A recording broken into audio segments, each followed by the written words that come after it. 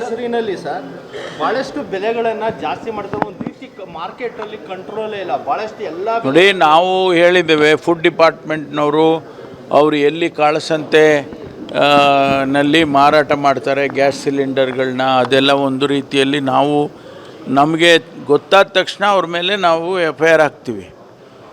ಆದರೆ ಬೆಲೆ ಜಾಸ್ತಿ ಆಗ್ತಾ ಇದೆಯಲ್ಲ, ಆ ಬೆಲೆ ಜಾಸ್ತಿಯನ್ನು ನಿಯಂತ್ರಣ ಮಾಡೋರು ಕೇಂದ್ರ ಸರ್ಕಾರ ಮಾಡಬೇಕು ಮತ್ತು ರಾಜ್ಯ ಸರ್ಕಾರಕ್ಕೆ ನಮಗೆ ನಮ್ಮ ಇತಿಮಿತಿಯಲ್ಲಿ ನಾವು ಕಂಟ್ರೋಲ್ ಮಾಡ್ತೀವಿ.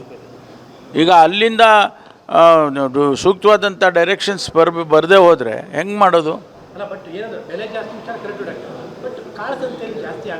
ಕಾಳಸಂತೆಯಲ್ಲಿ ಫುಡ್ ಡಿಪಾರ್ಟ್ಮೆಂಟು ನಮಗೆ ಮಾಹಿತಿ ಕೊಟ್ಟರೆ ಪೊಲೀಸ್ನವ್ರಿಗೆ ಇಮ್ಮಿಡಿಯೇಟಾಗಿ ಈಗಾಗಲೇ ಸುಮಾರು ಕಡೆ ಕೇಸಸ್ ಹಾಕಿದ್ದೇವೆ.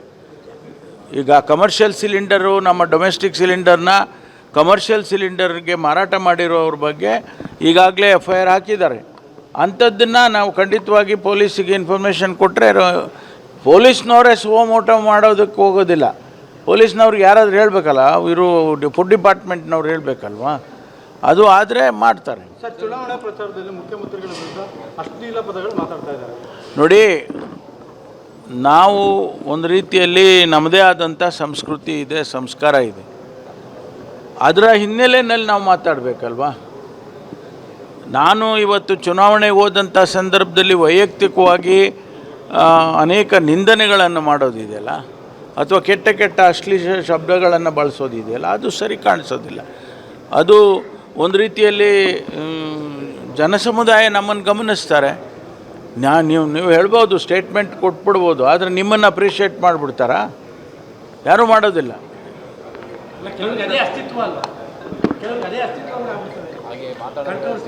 ಸರಿ ಇಲ್ಲ ಅದು.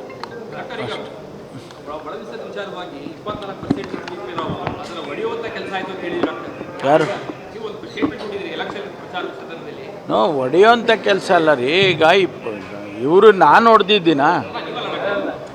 ಈಗ ನಮಗೆ ಕೇಳಿ, ನಮಗೆ ಒಳ ಮೀಸಲಾತಿಯನ್ನು ಕೊಡಬೇಕು ಅಂತ ಹೇಳಿದಾಗ, ಸುಪ್ರೀಂ ಕೋರ್ಟಿನ ಆದೇಶ ಆದಾಗ ನಾವು ಅದಕ್ಕೆ ಒಂದು ಕಮಿಷನ್ ಮಾಡಿ, ಡೇಟಾ ಎನ್ಯೂಮರೇಷನ್ ಆಗಿಲ್ಲ, ಅನ್ಸೈಂಟಿಫಿಕ್ ಆಗಿ ಮಾಡಿದ್ದಾರೆ, ಅದು ಇದೆಲ್ಲ ಮಾತುಗಳು ಬಂದಾಗ ಅದನ್ನು ಡೇಟಾ ಎನ್ಯೂಮರೇಟ್ ಮಾಡಿ ಅಂತೇಳಿ ಸುಪ್ರೀಂ ಕೋರ್ಟಲ್ಲಿ ಹೇಳಿದಾಗ ಅದಕ್ಕೊಂದು ಕಮಿಷನ್ ಮಾಡಿದರು ಸರ್ಕಾರ.